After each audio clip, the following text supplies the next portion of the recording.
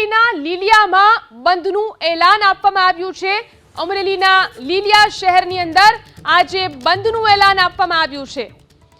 તો જે રીતે ચેમ્બર ઓફ કોમર્સ દ્વારા અહીં બંધનું એલાન આપવામાં આવ્યું, ભૂગર્ભ ગટર મુદ્દે ચેમ્બર ઓફ કોમર્સે આ બંધનું એલાન આપ્યું છે। બંધના એલાનમાં લીલિયાના વેપારીઓ જોડાયા। જોઈ શકાય છે અહીં દુકાનો બંધ રાખવામાં આવી છે। લીલિયા શહેરની અંદર આજે બંધનું એલાન। વધુ જાણકારી મેળવી અમારા સંવાદદાતા હરેશ આપણી સાથે જોડાયા છે। જી હરેશ, આજે કેમ લીલિયાની અંદર બંધનું એલાન આપવામાં આવ્યું છે અને આ બંધને કેટલો પ્રતિસાદ મળી રહ્યો છે?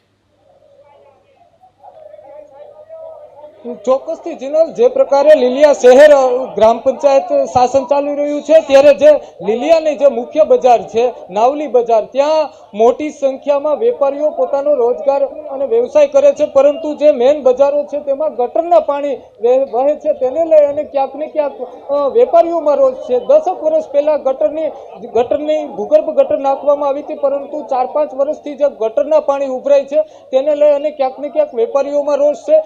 જે પ્રકારે અવારનવાર રજૂઆતો કરવામાં આવી છે, ધારાસભ્યોને રજૂઆતો કરવામાં આવી છે, સાંસદોને રજૂઆતો કરવામાં આવી છે, છતાં આ પ્રશ્નોનું નિરાકરણ નથી આવ્યું, ત્યારે ક્યાંક ને ક્યાંક વેપારીઓમાં રોષ છે।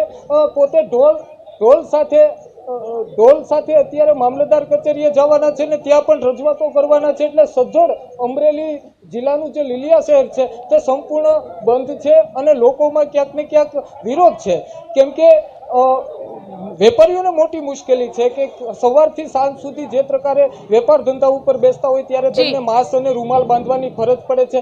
શહેરના મધ્યમાંથી જે નાવલી નદી પસાર થાય છે અને નાવલી નદીમાં ગટરના પાણી ઉભરાય છે, ક્યાંક ને ક્યાંક લોકોને જે રોગચાળાનો ભય સતાવી રહ્યો છે, ક્યાંક ગ્રાહકો જે ખરીદી કરવા આવતા હોય તેમને પણ ક્યાંક હાલાકી પડતી હોય છે। એટલે સતત સવારથી સાંજ સુધી વેપારીઓ ત્રાહિમામ પુકારી ઉઠ્યા છે।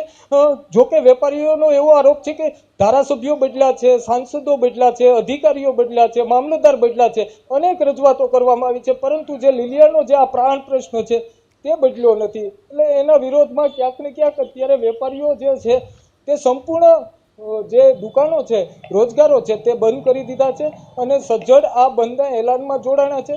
થોડી વારમાં સરદાર ચોકની અંદર તમામ વેપારીઓ એકઠા થવાના છે ને ત્યાંથી મામલતદાર શ્રીને આવેદનપત્ર આપવાના છે।